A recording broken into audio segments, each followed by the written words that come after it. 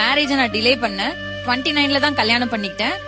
நம்ம கல்யாணமே போஸ்ட்போன் பண்ணோம்னு சொல்லிட்டு சைல்ட் பர்த் போஸ்ட்போன் பண்ண கூடாதுன்னு சீக்கிரமே நாங்க ட்ரை பண்ணோம்.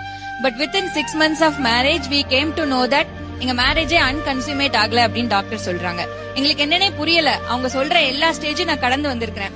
நான் 3 டிஃபரெண்ட் கம்பெனிஸ் ஸ்விட்ச் ஆயிருக்கிறேன். ஸ்கூல் டாப்பர், காலேஜ் டாப்பர், ஒரு US பேங்க்ல நான் வந்து ரொம்ப ஒரு லீட் இன்ஜினியரா ஒர்க் பண்ணிட்டு இருந்தேன். எல்லாமே எனக்கு கிடைச்சிருச்சு. ஆனா கல்யாணம் ஆகி 6 monthsல அன்கன்சுமேட்டட் அப்படிங்கிற அந்த வார்த்தையை கேட்டோன்னே ஒரு லைஃபே ஷேட்டர் ஆயிடுச்சு. நீங்க சொன்ன வார்த்தைக்கு அர்த்தமும் சொல்லுங்க. நிறைய பேருக்கு பெருசா தெரியும். அன்கன்சுமேட்டடுக்கு பொதுவான புரிதல் எல்லாருக்கும் இருக்காது. ஓகே, அன்கன்சுமேட்டட் அப்படிங்கிறது என்னன்னா we both are love making. எங்களுக்குள்ள நல்ல அண்டர்ஸ்டாண்டிங் இருக்கு. But physically we are not able to do. அதுல எந்த விதமான மிஸ்டேக்ஸும் இல்ல. நிறைய கைனோ கிட்ட போறோம். எதுவுமே எங்க கிட்ட தப்பு இல்ல. பட் ஆனா நேச்சுரலா எங்களால கன்சீவ் ஆக முடியல.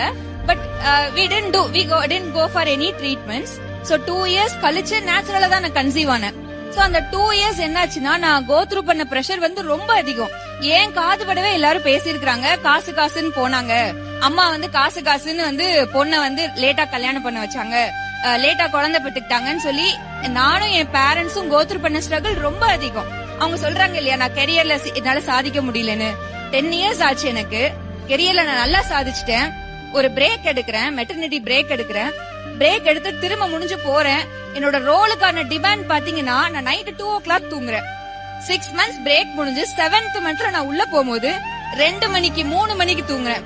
இதே நான் அப்ப யோசிக்கிறேன், ஒரு 4 yearsல நான் மேரேஜ் ஆயிருந்தா அந்த ரோல் எனக்கு ரொம்ப சின்னதா தான் இருந்திருக்கும்.